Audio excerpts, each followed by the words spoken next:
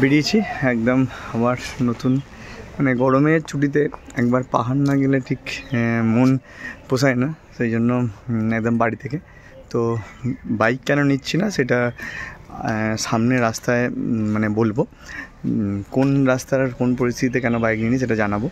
তো এই ট্যুরটা করবো বন্ধুদের সাথে, এখন সুন্দর ট্যুর হতে চলেছে। আর এখন আমি এখান থেকে শিয়ালদা যাব, শিয়ালদা থেকে 3টের সময় ট্রেন আছে, তো গাড়িটা ধরবো। তো এই হচ্ছে ব্যাপার, চলো যাওয়া যাক। শিয়ালদাতে পৌঁছে রিলস করবো বলে এরকম ভিডিও বানাচ্ছিলাম, কিন্তু বারবার লোকগুলো যাচ্ছে আসছে আর আমরা বারবার ধরে শ্যুট করছি, ঠিক কেউ না কেউ আবার চলে আসছে। আর শিয়ালদাতে কীভাবে পৌঁছেছি অনেক কষ্ট করে, সে একদিন বলবো। এখন বসে আছি তিস্তা এক্সপ্রেসে, পুরো ট্রেন মিস হয়ে যেত। মানে এখন বাজে 14:58, আমি স্টেশনে পৌঁছেছি মানে 14:50, মানে 2:50, 3টে ট্রেন। মানে কীভাবে এসছি সে জানি, মানে আমি জানি, মানে প্রচণ্ড চাপে। র্যাপিডো লাস্টে বুক করেছি, র্যাপিডো টাইমে আসেনি, আবার একটা অন্য গাড়ি করে নিয়ে তারপরে আমাকে আসতে হলো। তারপর ট্রেন ছেড়ে দিলাম, চললাম পাহাড়ে বন্ধুদের সাথে।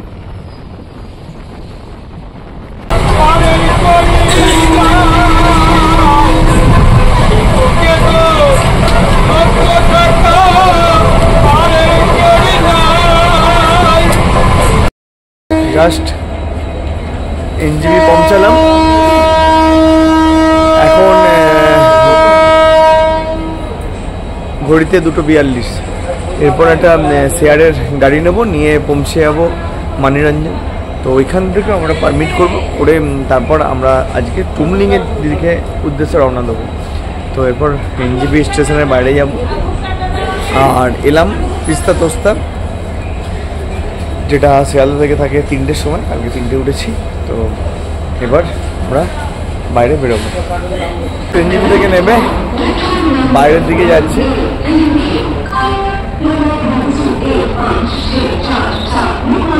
এখন একদম সকাল, গুড মর্নিং। তো তার সাথে এসে গেছি কার্শিয়াং হয়ে তারপরে আমরা যাব সান্দাকফু। আর একটা কথা বলে রাখি, একটা এনজিবি থেকে আমরা সুইফট ডিজায়ার ভাড়া করে নিই, আর সেখানে ভাড়াতে আমরা যেটা আর কি পাই 3200 টাকায় আমাদেরকে পৌঁছে দেবে। আমরা মানেভঞ্জনের জন্য রওনা দেবো, তারপরে ওইখান থেকে আবার একটা পারমিট করাবো, পারমিট করিয়ে সেখান থেকে আবার যাব অন্য গাড়িতে। আর এখানে সবাই এসে গেছে।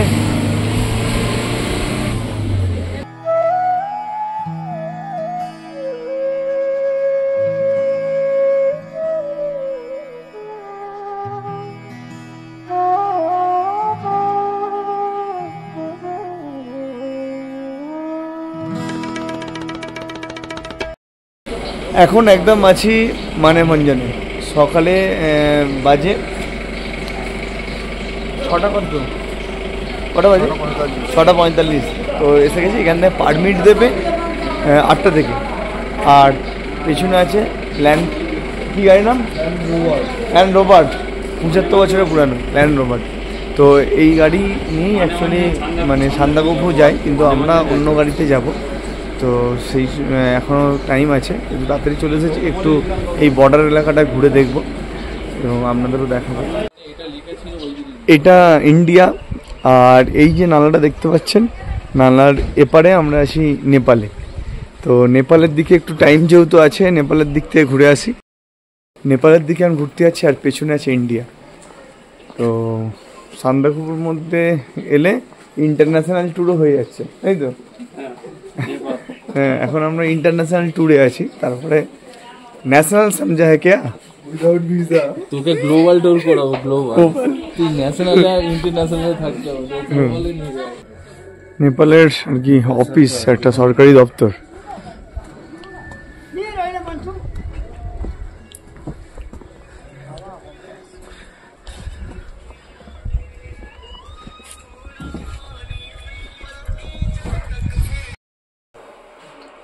এখন গাড়ির জন্য এবং পারমিটের জন্য অপেক্ষা করছি, সময় অনেক বাকি আছে। তো অপেক্ষা করতে করতে কী করবো, খিদেও পেয়ে গেছে, কাল রাত্রে অনেক আগে খেয়েছিলাম, তো সেই জন্য এখন ম্যাগি বানালাম, গরম খাচ্ছি, দারুণ লাগছে। কোথায় খাচ্ছি আবার কি মানে বাঞ্জান, তো এখানে বসে বসে খাচ্ছি। এখান থেকে সমস্ত সান্দাকপুর মানে গাড়ি মানে মানে পারমিট করতে হয় এখান থেকে। আর এখান থেকে যে সমস্ত গাড়ির নাম্বার দেওয়া আছে সেই সমস্ত গাড়ি একমাত্র সান্দাকপুর জন্য যাবে। নাইট স্টে করলে তার পার হেড এখানে পরিষ্কার রেটটা দেওয়া আছে। পারমিটের জন্য ফর্মটা ফিল আপ চলছে এখানে। আর ইনি আমাদের ড্রাইভার সাহেব।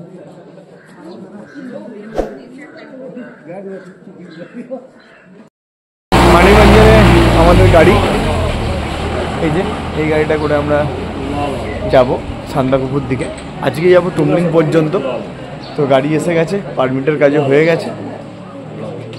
আর এখান থেকে যা কিছু প্রয়োজনের মোটামুটি টুকটাক কিছু নিয়েছি, কারণ ওইখানে একটু জিনিসপত্র কস্টলি। জল টল নেওয়ার হলে এখান থেকেই নিয়ে নেবেন, কারণ ওইখানে একটু কস্টলি। এবার আমাদের ড্রাইভার এসে গেছেন, তো আমরা বসে এবার চলতে থাকবো সামনের দিকে। টুমলিংয়ের জন্য গাড়ি ছেড়ে দিল। আমরা জানিই না যে আমাদের জন্য সামনে কি অপেক্ষা করছে। চলুন আমাদের সাথে চলতে থাকুন। এখন আছি চিত্রে মনস্ট্রি। ভিউটা দুর্দান্ত।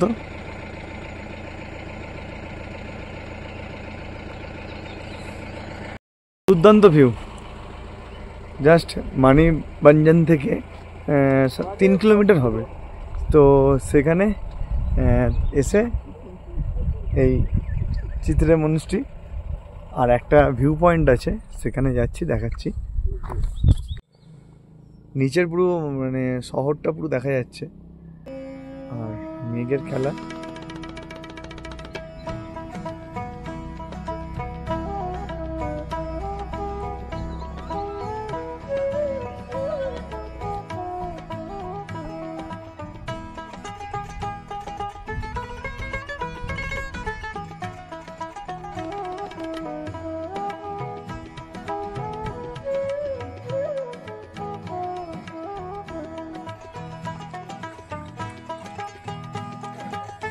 চিত্রে মনস্ট্রির মায়া ছাড়িয়ে সামনের দিকে এগোতে থাকলাম। আর এইখানে রাস্তা বেশিরভাগটাই ঢালাই ছিল টুমলিং পর্যন্ত। আর যেহেতু পাহাড়ের ওপর দিয়ে রাস্তা ছিল, তাই জন্য ভিউটা ছিল দুর্দান্ত। কিছুটা মেঘে ঢাকা থাকলেও আমরা যখন টুমলিং পৌঁছালাম তখন ছিল এক রোমাঞ্চকর মুহূর্ত। এখন আছি তমলুক, একটা মানে রাস্তার মধ্যে সাইট সিইং পড়লো। তো এখান থেকে অ্যাটিটিউড আছে 3070 মিটার।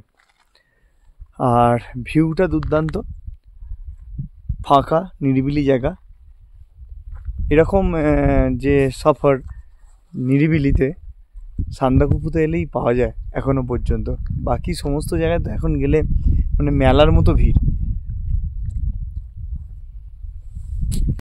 টুমলিং ঠিক ঢোকার মুখে আমরা গাড়ি করেই আসছিলাম।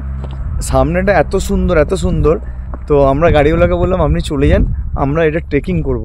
পুরো ট্রেকিং করে আসছি পেছন থেকে, পাহাড়ের পুরো চটানের ওপর দিয়ে রাস্তা। দুর্দান্ত ভিউ ভাই, অসাধারণ ভিউ, অসাধারণ। কাছে কেউ কোথাও কিছু নেই, পুরো ফাঁকা, পিওর অফবিট আর জিরো পলিউশন যাকে বলে। আর ফুলগুলো এত সুন্দর ফুটেছে পাহাড়ের এক একটা গাছে, মানে দুর্দান্ত লাগছে, মানে একদম সুন্দর। আর এরম নিরিবিলি পাহাড়ে মানে পাইনি, অনেক জায়গায় যাই নিরিবিলি সেই জায়গার জিনিসটা পাওয়া যায়নি। যেটা এখানে যে শান্তিটা পাচ্ছি সেটা সবচেয়ে মানে আমাদের মন কাটছে। পেছনের ভিউটা দেখতে পাচ্ছেন তো, দুর্দান্ত ভিউ, দুর্দান্ত।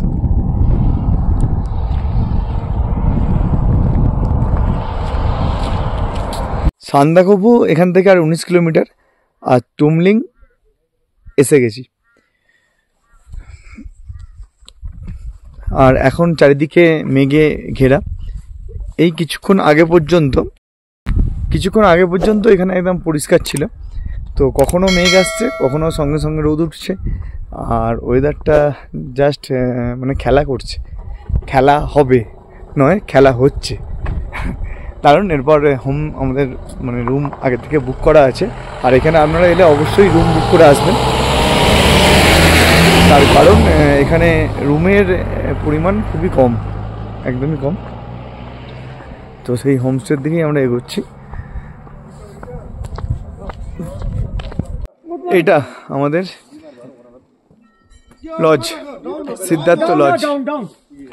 এই হোটেলের সমস্ত ডিটেলস এখানে লেখা আছে, আপনারা চাইলে এখানে কন্ট্যাক্ট করে আসতে পারেন। আর ভেতরে এবার ঢুকবো, ওয়েলকাম।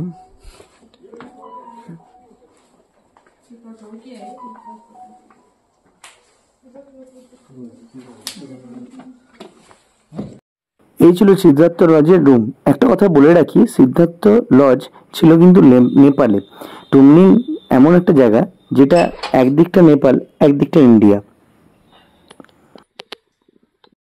এখন ঘড়িতে 1টা, আর আমাদের ইন্ডিয়ার ঘড়িতে 1:45, মানে ইন্ডিয়ার ঘড়ির সাথে নেপালের সময় 15 মিনিট তফাৎ, মানে 15 মিনিট এগিয়ে থাকে নেপাল।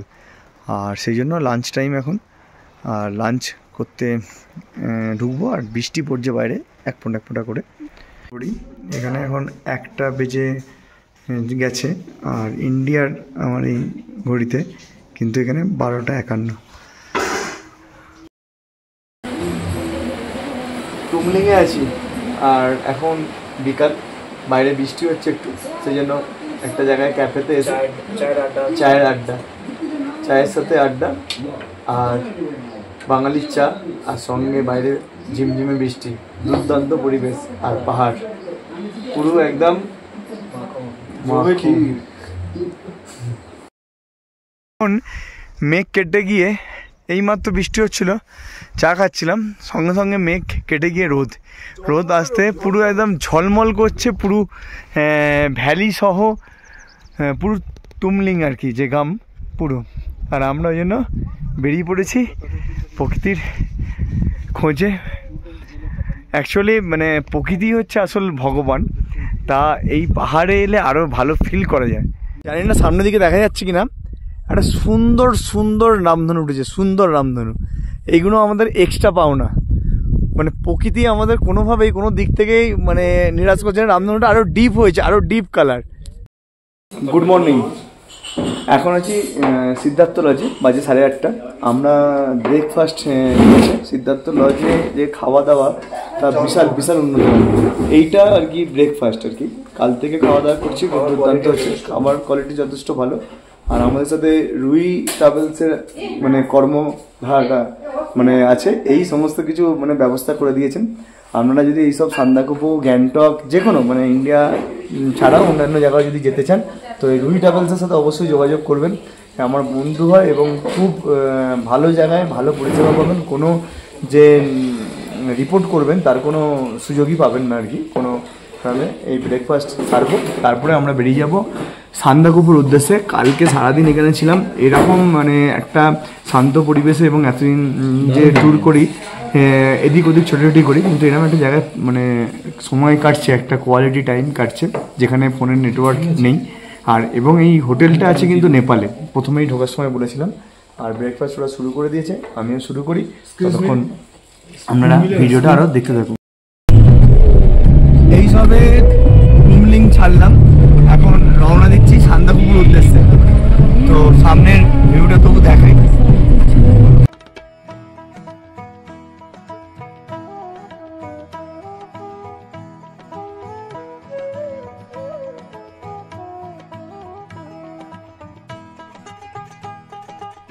আর কি রেড পান্ডা এখানে দেখা যায় আর কি। প্রচন্ড ভাবে রাস্তা খারাপ, প্রচন্ড রাস্তা খারাপ, যার জন্য এখানে বাইক অ্যালাউ নেই। তো এই লাস্ট 7 কিলোমিটার দেখতে পাচ্ছি, এতটা রাস্তা খারাপ মানে বলে বোঝানো যাবে না। মানে যারা একদম হ্যাঁ টেকিং রোড দিয়ে যাচ্ছি, কারণ আসল যে রাস্তাটা আর কি গাড়ির জন্য, সেইটা আসলে ধসেতে বন্ধ আছে। আর এইখান দিয়ে রাস্তা ট্রেকিং এর জন্য আর কি রাস্তাটা, কিন্তু প্রচন্ড রাস্তা, পাথরের রাস্তা। কালীপুকুরিতে এখান থেকেও ভিউটা দুর্দান্ত। আর এই যে পেছনে পুকুরটা দেখছেন, এটাই হচ্ছে কালীপুকুরি। আর আমার পাশে এই যে পিলারটা আছে, এইটাও হচ্ছে ভারতের সীমান্তর পিলার। আমি এখন মানে ভারতে আছি, যখন আবার এই যে পিলারটা টপকে এদিকে এলাম, এখন আমি নেপালে। এখানের ব্যাপারটা খাসিয়াতটা এরকমই আছে, যেহেতু ভারত নেপাল একটা বন্ধুর সম্পর্ক, সেই জন্য এটা সম্ভব। আর এই পিলারটাই হচ্ছে বর্ডার। জাস্ট এসে পৌঁছালাম সান্দাকফু। আমার পেছনে লেগে আছে উই লাভ সান্দাকফু, আর আমাদের হোটেল এটা। সান্দাকফুর শেষ, যে জন্য আমি বাইক নিয়ে সান্দাকফু এলাম না একদম, সেটা ডিসিশানটা একদম সঠিক ছিল। কারণ শেষ মানে যে 10 কিলোমিটারের মতো পুরো একদম পাথরের রাস্তার অবস্থা ভীষণভাবে খারাপ, একদম বাজে। আর এইটা আমাদের লজ, এখানে আমাদের রুম অলরেডি বুক করা আছে। আর সেইভাবেই মানে আমরা আজকের দিনটা কাটাবো। এবং ওয়েদারটা একটু মেঘলা আছে, যে পরিষ্কার হলে তবেই কাঞ্চনজঙ্ঘা দেখতে পাবো। দেখা যাক কি হয়। চলুন রুমে যাওয়া যাক।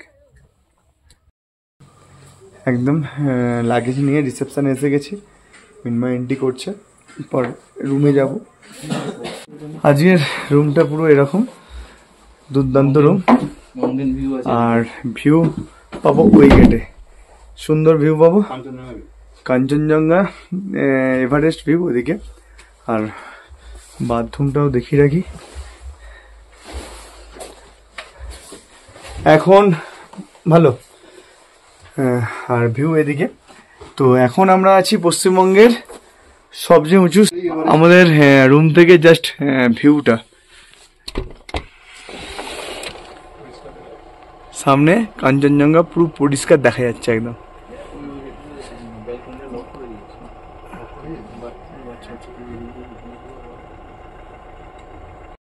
সান্দাকফুতে মানে পুরো আসা থেকে তো বৃষ্টি হচ্ছিল, আর একটু আগে মুষলধারে বৃষ্টি হয়েছে, তো মন খুব খারাপ লাগছিল। কিন্তু যেটা এখন দেখতে পেলাম সেটা দুর্দান্ত, আপনাদেরও দেখাই। হয়তো দেখতে পাচ্ছেন পেছনে যেগুলো দেখতে পাচ্ছেন সাদা হয়ে আছে, পুরো সান্দাকফু এখন সাদা। সাদা বলতে পুরো বরফে ভর্তি, তো সান্দাকফুতে পুরো বরফ, পুরো বরফ একদম। পুরো সান্দাকফু এখন সাদা হয়ে গেছে, পুরো সাদা।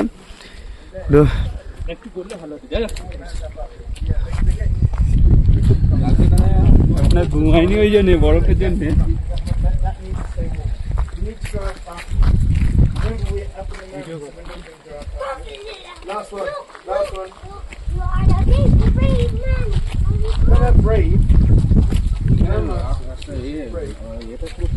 এসে ফেন্স দাদার সাথে পুরো আলাপ পরিচয়, তো বরফ নিয়ে একদম আমরা করছি। You have the gloves, you have a bad snowball, but you have warm hands. No gloves. Where are you from? England. England. Oxford. We are from Calcutta. Calcutta. Just ভিউটা দেখুন, ওয়েদারটা ক্লিয়ার হতে।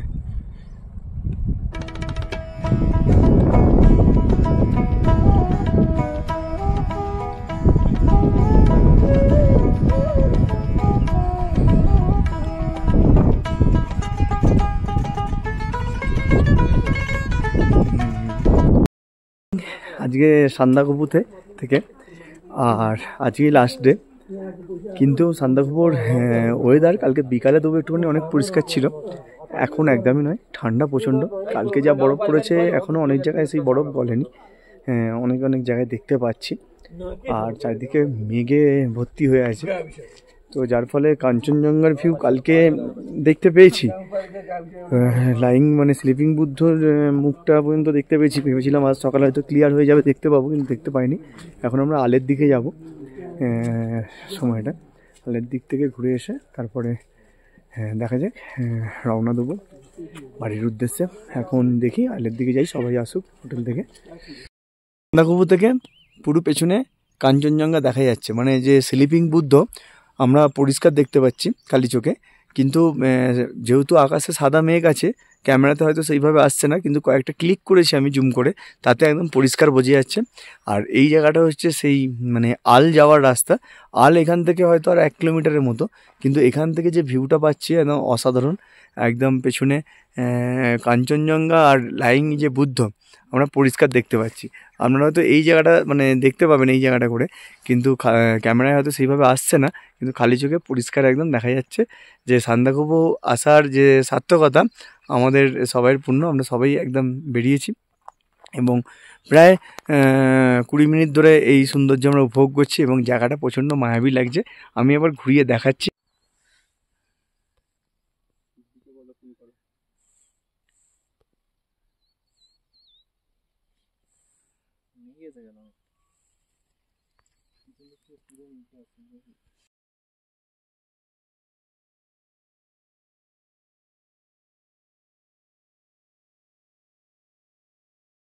তো জাস্ট কাঞ্চনজঙ্ঘার ভিউ দেখে এবার আমরা নিচের দিকে নামছি আল থেকে আর কি, মানে আমাদের যে হোটেল যাচ্ছি। সান্দাকফু যে জন্য আসা, তো সেটা সাকসেস। আর মানে ভালো লাগছে যে এত মেঘের মধ্যেও মানে আমরা কাঞ্চনজঙ্ঘা দেখতে পেয়েছি এবং স্লিপিং বুদ্ধটা পরিষ্কার দেখতে পেয়েছি। হ্যাঁ, আর সবচেয়ে বড় কথা, মে মাসে দাঁড়িয়ে সান্দাকফুতে বরফ, এবং সেই বরফ নিয়ে মানে খেলা করা সব দেখেছেন আপনারা। এই হলো ব্যাপার। আর আজকের মতো ভিডিও এখানেই শেষ করব। তো এরপর আমরা বাড়ির দিকে যাব, তারপর আমাদের ট্রেন আছে, সেই ট্রেন ধরবো।